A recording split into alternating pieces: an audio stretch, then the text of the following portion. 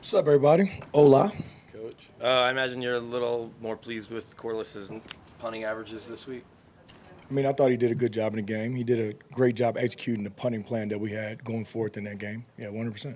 And then, I guess, how happy were you for him winning the Special Teams Player of the Week? Anytime we can help our team win a football game, as far as field position, I'm happy.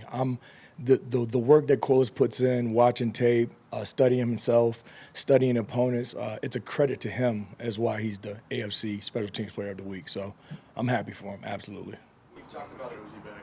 Singleton was able to, I guess, get a few more reps on special teams. What do you see from him? A guy that can make plays consistently. As soon as you put him out there, you insert him in the punt team, you insert him on kickoff coverage. The speed, the way he played as far as awareness, the way he got down the field. I mean, it was very impressive. He had 3 solo tackles in that game. So, You've talked about the kickoff coverage and wanting to improve it. Did you feel like it was improved, and how much was that a credit to Alex and also, I guess, Aaron Patrick? I mean, this was the first time that I felt like we were playing Broncos-style football, right? We're trying to still build a culture, a standard around here, tackling a guy inside the 15-yard line twice in a game. That's where we want to be. But, again, like I told those guys in the meeting, that wasn't our Super Bowl right there. We can't celebrate. We got to consistently do that for the next 14 weeks. So, yes, I was happy with that game, but now we got to show that we can do it again.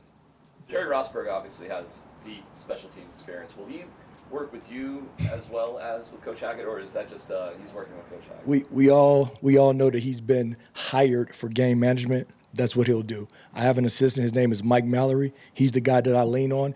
And the other guy that I conversate with on a regular basis is Joe DeCamillis. Obviously, we played him this year, so I got to be careful what we talk about. But if I need somebody to lean on, those are the 2 guys that I'm leaning on. How nice is it to have the versatility that you have with Mike Boone? Yeah, it was actually surprising, right? We rely on Tyree, we've relied on other guys to play gunner, PJ, for example. To see Mike Boone go out there and get down the field with speed and urgency, to make those plays inside the 5-yard line, to also affect the returner from getting returns because he's up in the face of him, it was very impressive. It was very impressive. You were with Coach Evero early in both of your careers, and I'm just curious if there were things you saw even in those Tampa days that kind of gave you the sense that he would, how he would handle this job when it came time for him and his career. I mean, not only did I work with him in Tampa early on, but we had long conversations about this last year. We both felt that we were ready to be coordinators in the league. E is a smart guy. He's a detailed guy. He's not going to leave any stone unturned. So the way the defense is playing is a testament to E, but also those guys buying into his system, right? They're playing fast. They're playing physical. They're doing everything that he asked them to do. But the makeup of E. Gerald, I knew that he would be successful as far as a coordinator, 100%. Just a few more. How common is it for coaches to talk to other coaches from other teams throughout a season? Very common, especially if it's your mentor. You got to keep in mind, I worked for Joe D for several years.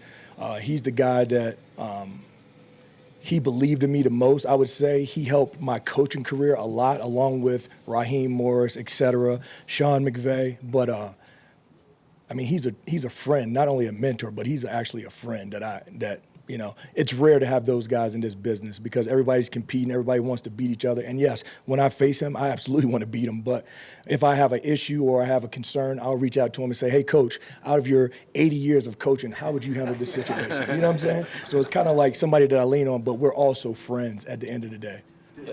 Last question, Parker. Did Montreal do coverage unit on a punt by pointing like the ball was going to hit when it was over his head or when the end?